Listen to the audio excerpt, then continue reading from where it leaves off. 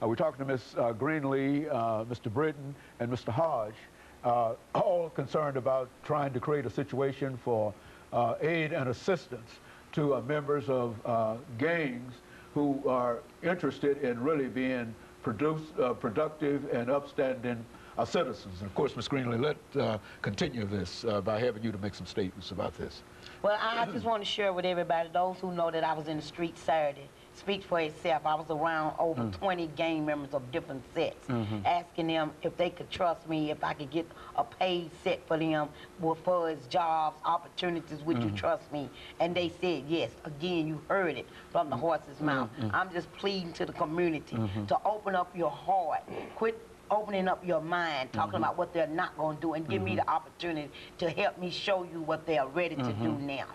Well, Mr. Britton, do you think that the election of Mr. Obama as the President of the United States has had an impact upon the two of you? Let's talk about that.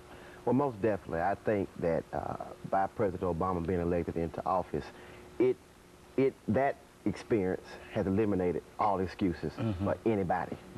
If, you know, he can become President of the United States, we as inner city people, we as young people, we don't have any more excuses. All we have to do is do it. But because by us being young, we need this community, we need everybody, the American people, to help us, to support us, not only financially, but give us some of your time, give us some of your talent.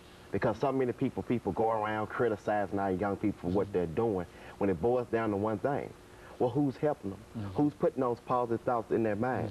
Everything that a young person does, anything that anybody do, it comes from a thought. This whole Galaxy Star organization came from Mr. Lonnie Greenlee's mind. The whole thing came from his mind. So we have to start putting positive thoughts in our young people's mind. You can become that lawyer. You can become that doctor. You can become that business owner. You can to stay in your gang, but you can change your thought on what you do in your gang. We ain't trying to stop you. We're just trying to, we're just trying to get you to respect yourself, respect each other, and take some of your money, put it together. Let's open up businesses. From 2 years from now, we can say, well, the Blood Gang, they own all these barbershops. The Gang Disciples, they own all these hair salons. The Crips, they own all these car washes. That's our goal. Nothing less, nothing more. That's it. Community, we need you to support us. What are gangs saying about Mr. Obama's election? Your peers and people that you're talking around, what's the scoop on that? It's powerful. It's real powerful. Obama is like an inspiration to the black people. You know what I mean, saying we can do it. You know, we've been held down so many years and limited to what we don't know. By him becoming president, let everybody know that the mountain, to get to the top, you can climb a mountain. It might take you time to get there, but once you get on top, I bet you'll feel much better about yourself doing it the positive way than getting on top the negative way. So I think it's so powerful. And he inspired a lot of young people, too, that it can be done. And so you say, and the gangs that we've talked about, the gangs that we've pointed out as being destructive and drug-filled and et cetera, you're saying that the election of Mr. Obama, as far as and you've been involved, you're deep involved in these gangs. I mean, which you say that you know what's going on. Yes, sir. And you're saying that the people that you know run across and every day, they feel the same way about that election and the possibilities as you feel. Is that what you're telling us? Yes, sir. And everybody's got that mindset that opportunities are going to come. That because he's there, that they will get a job. Exactly. We regular people just like they are. So if we seen him do it, just imagine how many people he's inspired. And he's inspired me. So if I can get the message out and other people can get the message out, it can be a ongoing message that can make something great.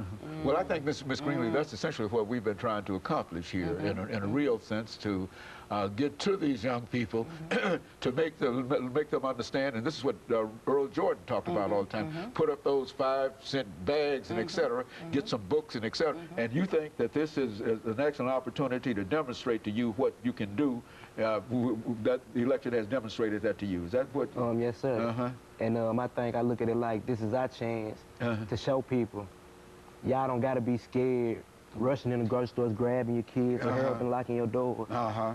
Because those are the kind of experiences you feel, y'all experience when you meet people outside of the people that you know. They are frightened by you. Is that what you're saying? They never get the chance to really know us. It's a thought, and that thought just been trained in their mind. And basically just showing them it can be done. Y'all don't have to be scared no more. We people just like y'all people. Just give us a chance. We need support.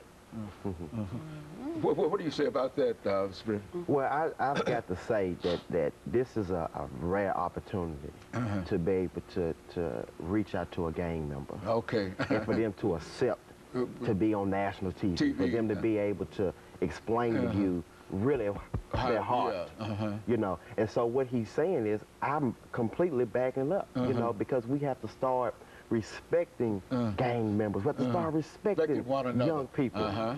Even, I don't care what their struggle is, we got to respect them, pull them in and show them the right way. We can't leave them out there because they'll stray away. You know, during my high school years, you know, it was a thought in my mind of everything that I'd done wrong. You know, raised up in a single-parent home, daddy being killed by due to gang violence when I was 5 years old, not growing up without a daddy. So most gang members, they might not have a father, they might not have a mother. Mother may be on drugs, so you never know reasons behind why our young people are doing what they're doing. You know, I never thought I would be called to preach, and I've been preaching for about a year now. I never knew that would even happen. Just by saying that means a lot of other people out here got called. Gang members, they got knowledge, they got business minds, they got lawyer minds. Let's pull them in, let's support them, let's do something. Quit talking. Let's just do something. Let's respect each other. You know, I think, Ms. Greenlee, you've been an advocate of doing something to these young individuals who've been incarcerated, and when they come out without having an opportunity and etc. You speak to that. Some of our young people who are now in jail, and when they get out, don't have any opportunities, etc. Speak to. Yes, I've been blessed to been able to go into the prison systems, and now I just only do the 18 to 25, so I can go in and give them hope. It's a lot of them in there that's learning in there from the older gang members that this is what you're going to do for the rest of your life. It's my job to go in there and tell them it's not. When they get out here, I'm willing to meet with them, hang around with them, and teach them, bring them into my homes and show them on the chalkboard, on the comfort table, wherever I have to, that there will be hope out here for you and opportunities, and I'm one, I'm going to show it to you. Very good. And of course, what would you say to some of the members of your people that you might know, not only the members of your gang, but people that you might associate with this morning in reference to the opportunities that they can find if they go straight, well, if they do whatever they have to do. Well, what I say to that is follow something positive. Something good gonna come out of something positive. It ain't no wrong with being different and changing and doing something different from what you've been doing all your life. Ain't no wrong with change. And if we can get that through everybody's head, I want to live. I want life. I'm tired of losing. I lost 7 homeboys. I'm tired of losing homeboys. So basically, I'm going to say we can do it. Our dreams will be accomplished. I'm not going to say can. I'm going to say our dreams will be accomplished. We're confident. You know, what I'm confident in is the example of leadership that we have here in terms of what you can do as a leader. You see, because I think you've already demonstrated that, indicating that what you've been able to do in your own short life to overcome all of the obstacles and et cetera, et cetera. Well, those are the characteristics of leadership, and I think that what Mr. Hodge has expressed, those are the characteristics of leadership, and what has to be done is that has to be molded, you see.